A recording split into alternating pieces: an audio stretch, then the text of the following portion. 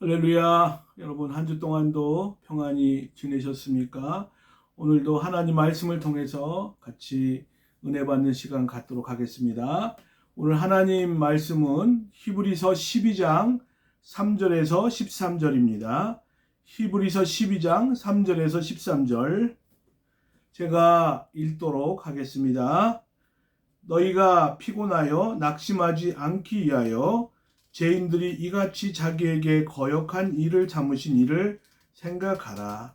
너희가 죄와 싸우되 아직 피 흘리기까지는 대항하지 아니하고 또 아들들에게 권하는 것 같이 너희에게 권면하신 말씀도 잊었도다. 일러스되 내 아들아 주의 징계하심을 경히 여기지 말며 그에게 꾸지람을 받을 때에 낙심하지 말라.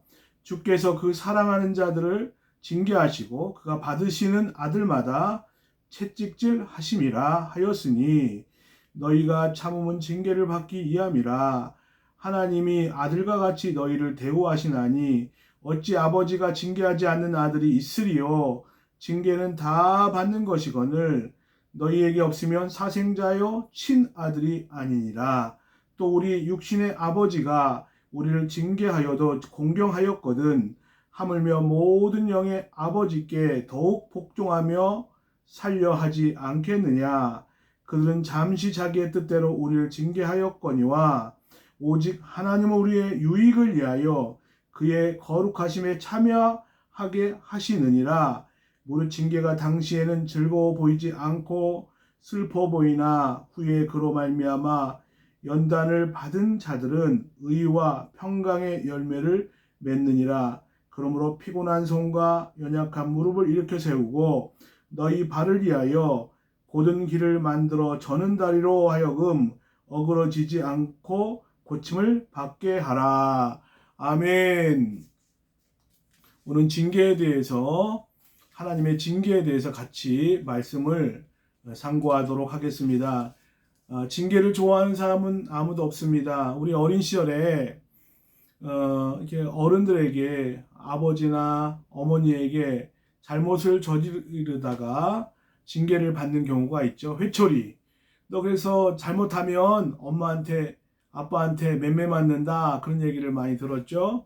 또 학교 다니면서 선생님들에게 징계를 받는 경우가 있습니다. 손바닥 맞고 또 학생다운 정말 품위를 잃어버릴 때 징계를 받을 때가 있습니다. 우리가 성도가 신앙생활 하는 가운데 어떤 경우는 하나님이 사랑이 많아서 모든 하나님 뜻 안에서 우리가 노력하면 만사형통한다 이렇게 말씀하시는 분도 계십니다. 그런데 우리가 때로는 하나님께서 우리의 신앙의 유익을 위해서 우리의 연약한 부분을 깨닫게 하시기 위해서 하나님은 징계하시는 하나님이신 것을 보게 됩니다. 그래서 오늘 말씀, 징계에 대한 말씀을 읽었는데 이 징계가 나쁜 것만은 아니다, 아프다, 싫다 이게 아니라 우리가 징계가 없으면 얼마나 좋겠느냐 이렇게 생각하는데 징계로 인해서 우리가 더 하나님과 가까워지고 죄를 회개하고 신앙에 철이 들고 그리고 성숙한 신자가 될 수 있는 것이죠. 그래서 필수 과목이라고 저는 생각합니다. 성도에게 있어서 징계는 그 사람이 하나님의 자녀임을 나타내주는 증거이기도 하고 특별히 우리가 징계를 받을 때에 하나님께서 우리에게 필요해서 주시는 부분이기 때문에 인내의 시간이 필요하다고 볼 수가 있습니다. 특별히 우리 구원받은 성도에게는 하나님께서 영원한 구원을 약속하셨고 또 하나님께서 마지막 날에 우리를 구원해 주시는데 우리가 이 세상에 사는 날 동안에 하나님께서는 하나님의 거룩함에 참여하시기를 원하시고 계시고 또 우리를 구원하신 목적도 하나님께서 정말 그리스도를 본받게 하시기 위해서 아들의 영상을 본받게 하시기 위해서 우리를 택하셨다고 말씀하고 있는데 우리가 여전히 연약하고 그리고 부패한 본성도 있고 우리가 기회만 닿으면 또 옛날에 제약된 습관들이 나올 때가 많이 있는 것을 보게 됩니다. 때로는 하나님의 뜻을 알면서도 알고 지은 죄, 모르고 지은 죄, 이런 죄들이 많이 있는데, 이렇게 생각하고 또 말하고 행동하고 이런 우리의 연약한 모습을 발견하게 되지요. 그래서 하나님께서 징계를 통해서 그 죄악의 구덩이에서 빠져나오게 하시고 죄를 회개하고 하나님의 뜻 안에서 살도록 하나님이 인도하시기 위해서 고난을 허락해 주시는 것을 보게 됩니다. 오늘 3절 말씀에 보면 너희가 피곤하여 낙심치 않기 위하여 죄인들의 이같이 자기에게 거역한 일을 참으신 자를 생각하라. 예. 하나님 우리가 우리의 연약함을 알고 계시지요. 하나님의 징계가 그 징계는 우리가 지은 죄보다 항상 가볍다는 걸 우리가 알아야 됩니다.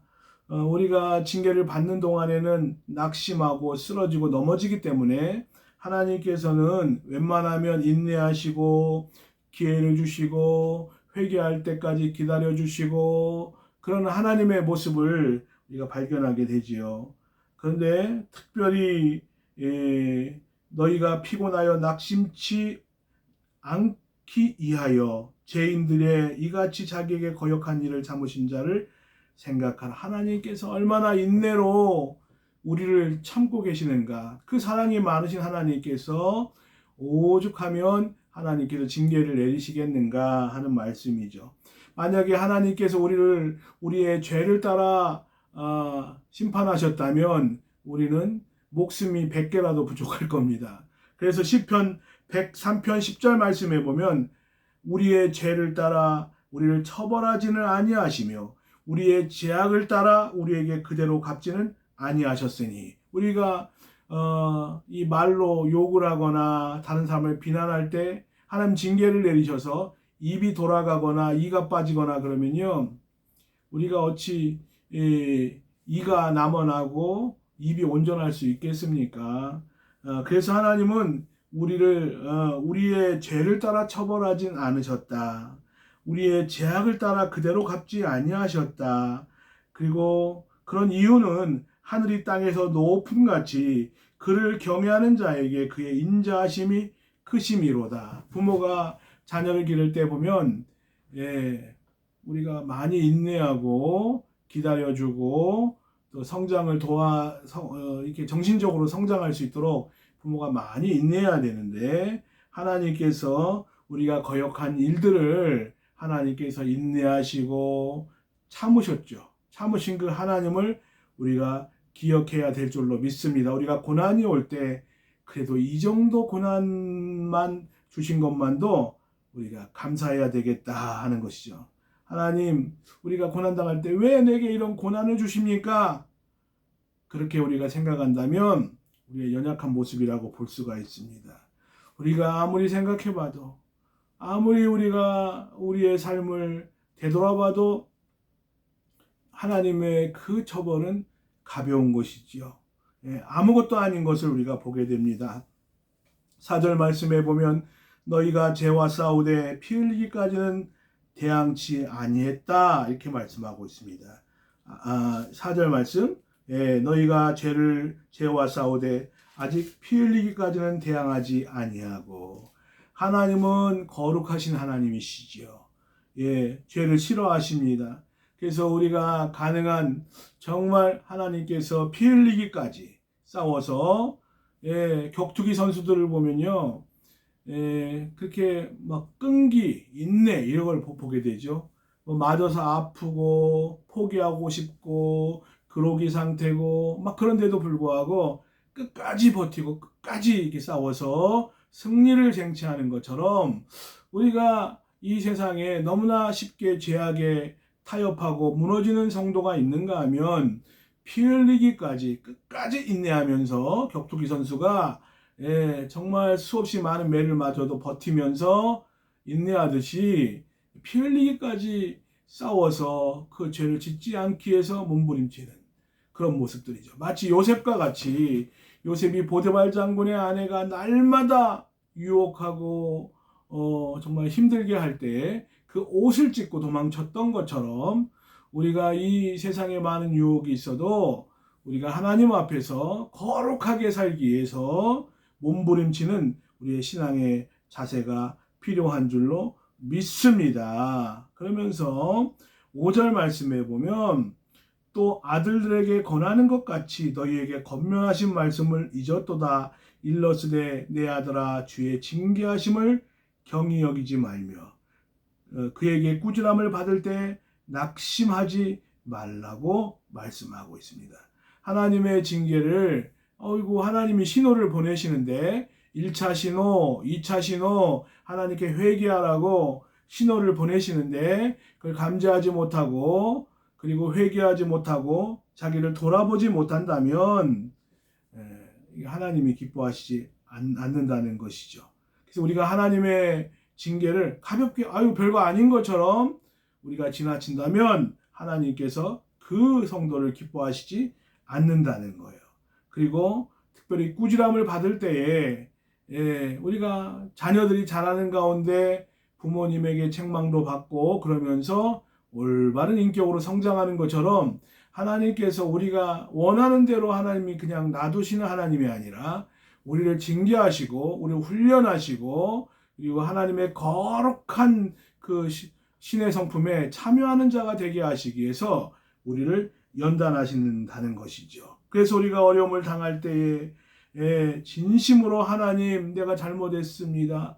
니느웨의 성 백성이 40일 후면 이 성이 멸망받는다 그럴 때에 왕부터 진정어린 회개 이 왕도 죄를 뒤집어 쓰고 상복을 입고 온 백성과 금식하고 옷을 찢고 회개하며 눈물을 흘리며 가슴을 찢어가면서 회개할 때에 하나님께서 니느웨의 성의 멸망을 거두셨던 것처럼 우리가 신앙생활을 하는 가운데 이런 문제에 우리가 정말 봉착했을 때에 하나님 앞에 가슴 어린 회개, 진정성 있는 회개를 하는 것이 중요한 줄로 믿습니다.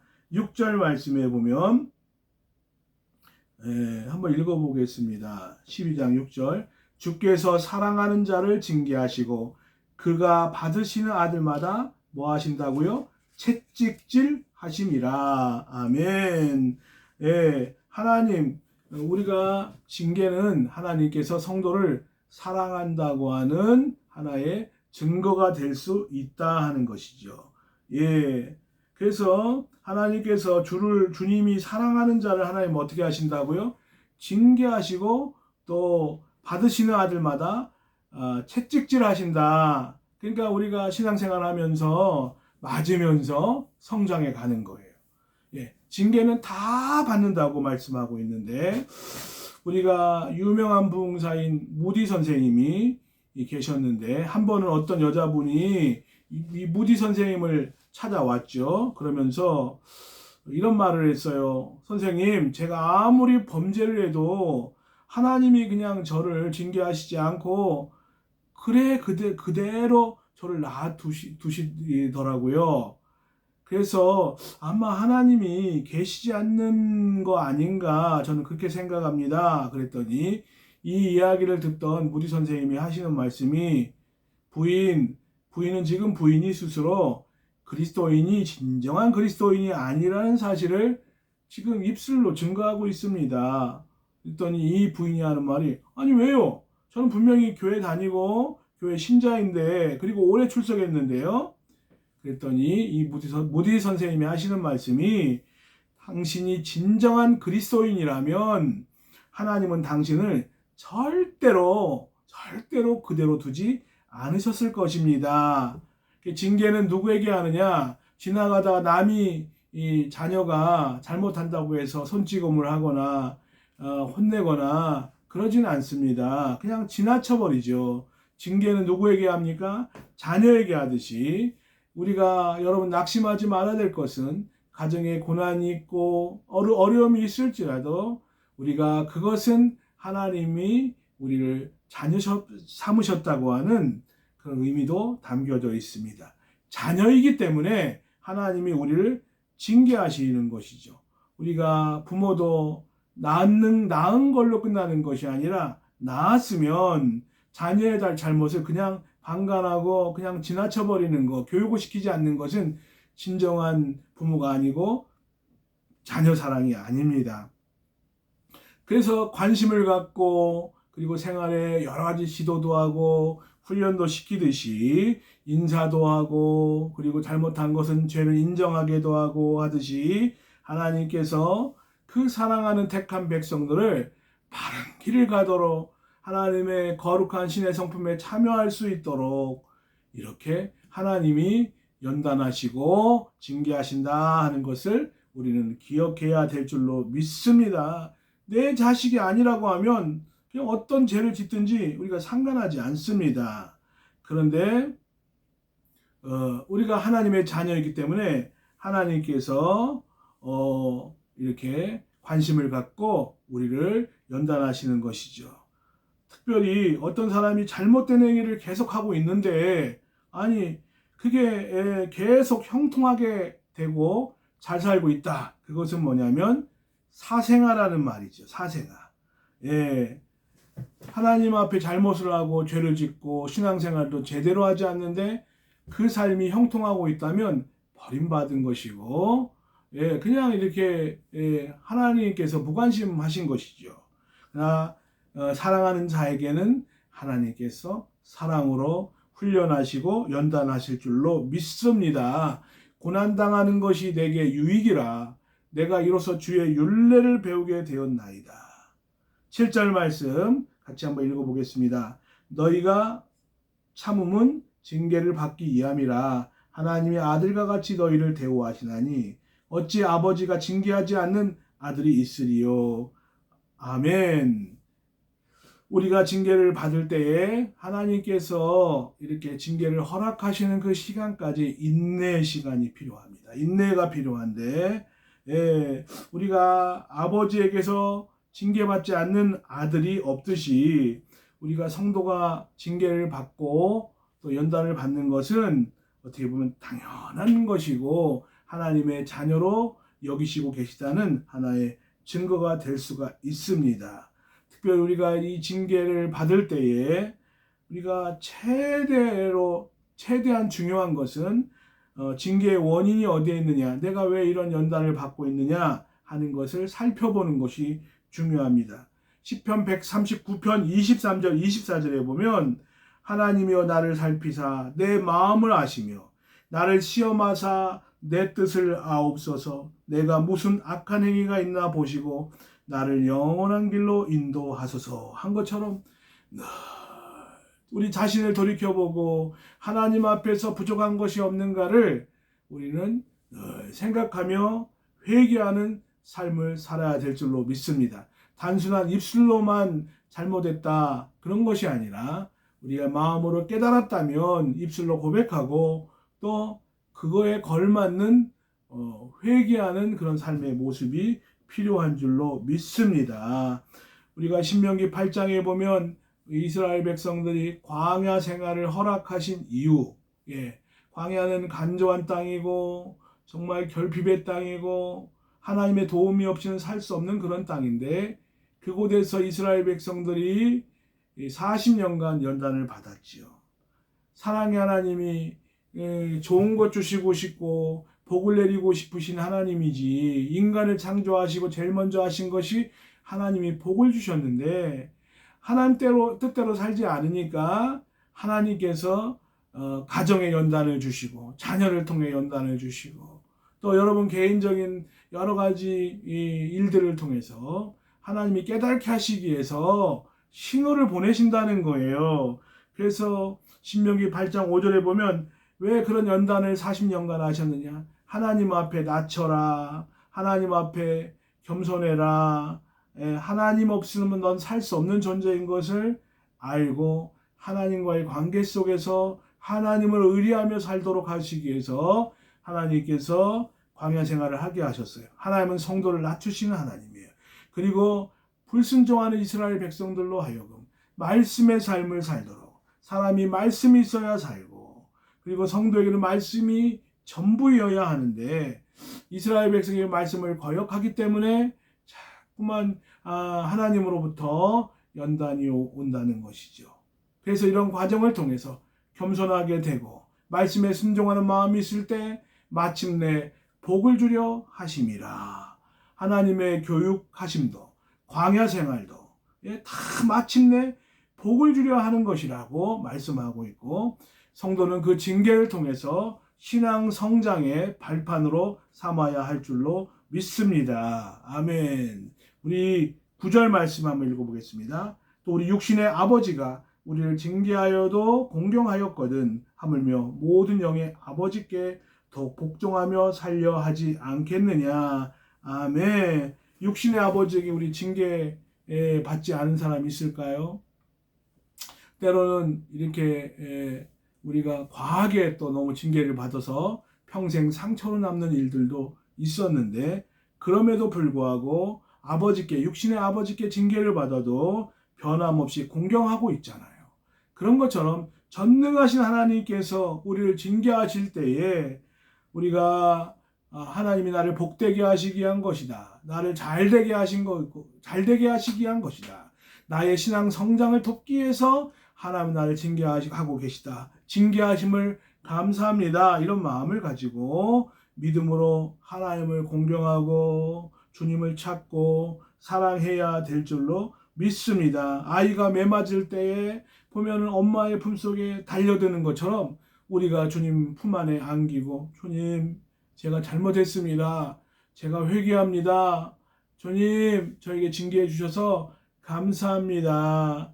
우리가 징계를 받을 때에 처음엔 이게 뭐지? 그러다가 지나보면 하나님의 사랑이었음을 많이 느끼지요. 10절 말씀 한번 읽어보겠습니다.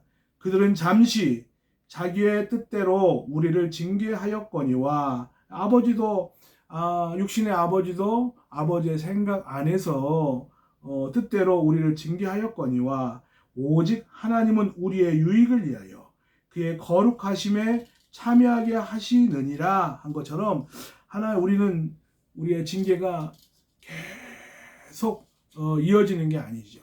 하나님은 징계는 잠깐이요, 하나님의 복의 역사는 오래도록 길게 하나님 역사하시는 하나님이신데, 누가 자녀를 혼내는 걸 좋아하는 부모가 어디 있겠습니까? 하나님도 우리와 좋은 관계가 맺어지고 하나님 우리에게 복을 주시기를 원하시지, 징계하시기를 좋아하시는 하나님이 절대 아니시라는 것이죠. 그리고 어떤 경우에 우리가 하나님 앞에 징계를 받을 때 하나님은 그 이전에 참으시고 또 참으시고 오랫동안 참으셨던 하나님의 사랑 인내가 있었다는 것을 우리가 기억해야 될 줄로 믿습니다. 그래서 잠깐의 징계이지 그것이 평생 지속되는 건 아니다. 그런데 그 징계에는 하나님께서 선한 목적이 있다는 거예요. 인간의 징계는 그냥 징계하다가 그냥 분노만 폭발하고 화만 내다가 인간의 연약한 그 본성이 나올 때가 많이 있는데, 하나님의 징계는 우리의 유익을 위해서, 또 그분의 거룩한 일에 참여하기 위해서, 우리가 구원받은 걸로 끝나는 것이 아니라 구원받았다면 예수 그리스도를 닮아가는 그런 삶의 모습이 있어야 되지 않겠습니까? 저와 여러분에게. 그래서 우리의 유익을 위해서 하나님이 징계를 허락하시고 하나님의 거룩함에 참여하시기 위해서 하신다는 겁니다. 그 문제를 통해서 많은 것을 배우고 교훈을 얻어야 되는데, 하나님이 아직 그 징계를 남겨두신 것은 하나님이 더 깨달아야 될 것이 많이 있기 때문에, 더 낮추셔야 될 게 많이 있기 때문에 그 고난을, 징계를 놔두시는 것이라는 것이죠. 그래서 문제를 풀어달라고, 해결해달라고, 역사해달라고 그렇게 기도할 것이 아니라, 하나님이 고난을 통해서 주께서 저에게 하시고자 하는 뜻이 무엇입니까? 하나님, 제가 무엇을 깨달아야 됩니까? 하나님 알려주십시오. 이렇게 기도할 수 있는 저와 여러분의 모습이 되기를 주의 이름으로 축원합니다. 그러면서 11절 한번 읽어보겠습니다. 시작. 무릇 징계가 당시에는 즐거워 보이지 않고 슬퍼 보이나 후에 그로 말미암아 연단 받은 자들은 의와 평강의 열매를 맺느니라. 그러므로 피곤한 손과 연약한 무릎을 일으켜 세우고 너희 발을 위하여 곧은 길을 만들어 저는 다리로 하여금 어그러지지 않고 고침을 받게 하라 한 것처럼 우리가 징계를 통해서 연단을 받은 이후에 성도는 마침내 철이 들고 회개하고 성경에 보면 다윗도 하나님 앞에 징계를 받아서 여러 가지 아픔이 있었지만 나중에 깨닫고 회개하게 되고 요나도 하나님 앞에 죄를 범했죠. 불순종의 죄를 범했지만 징계를 받고 큰 물고기 뱃속으로 들어가고 절체절명의 위기에 빠졌었죠. 근데 회개할 때 하나님이 다시 성전을 바라보게 하고 다시 하나님 앞에 쓰임받는 기회를 주셨던 것을 보게 됩니다. 회개하는 자에게 하나님 다시 한번 기회를 주시는 하나님. 그래서 이렇게 연단을 받아서 신앙이 깊은 분들을 보면 하나님 앞에 연단을 받고 그리고 깨달아서 의와 평강의 열매를 맺게 되고 또 우리가 정말 낙심치 않고 이 제약된 세상을 험악한 세상을 당당하게 걸어갈 수 있는 휘청거리며 쓰러지지 않는 당당한 발걸음을 걸을 수 있도록 하나님이 힘을 주시는 줄로 믿습니다. 여러분 어떤 어려움이 있어도 낙심하지 말고 그 안에서 하나님의 뜻이 무엇입니까? 하나님 앞에 기도하고 하나님 이 고난을 통해서 제가 배워야 될 것이 무엇인지를 알려주십시오. 사람은 다 연약합니다. 언제나 죄를 지을 수 있는 가능성이 많습니다. 사도 바울도 오라 나는 공고한 자로다. 이 사망의 몸에서 누가 나를 건져내랴 그렇게 고백을 했죠. 저나 여러분이나 하나님의 징계를 슬기롭게 이렇게 활용해서 우리가 신앙이 더 점프하고 성장할 수 있는 좋은 계기로 삼는 저와 여러분 되시기를 주의 이름으로 축원합니다. 기도하겠습니다. 하나님 감사합니다. 하나님 오늘 징계에 대해서 배웠습니다. 하나님 징계가 없으면 사생자여 참 아들이 아니라고 말씀하셨습니다. 하나님의 우리가 징계를 받을 때 낙심치 않게 도와주시고 인내하게 도와주시고 우리에게 유익을 주시기 위해서 거룩한 하나님의 일에 하나님께서 참여케 하시기 위해서 하나님이 계획하신 섭리인 줄로 믿습니다. 하나님이 이 세상 살아갈 때에 우리가 더욱더 성숙한 신자가 될 수 있도록 도와주옵소서. 지금은 우리 주 예수 그리스도의 은혜와 하나님의 극진하신 사랑하심과 성령님의 감동감화 교통 역사하심이 오늘 말씀과 같이 징계 중에도 하나님 앞에 회개하고 하나님의 뜻을 발견하고 의와 평강의 열매를 맺기를 원하는 사랑하는 성도들과 가정과 직장과 사업위에 이 나라 이 민족에 지금으로부터 영원토록 함께 계실지어다. 아멘. 할렐루야. 여러분 한 주 동안도 승리하시고 힘내시기 바랍니다. 여러분 사랑합니다. 감사합니다.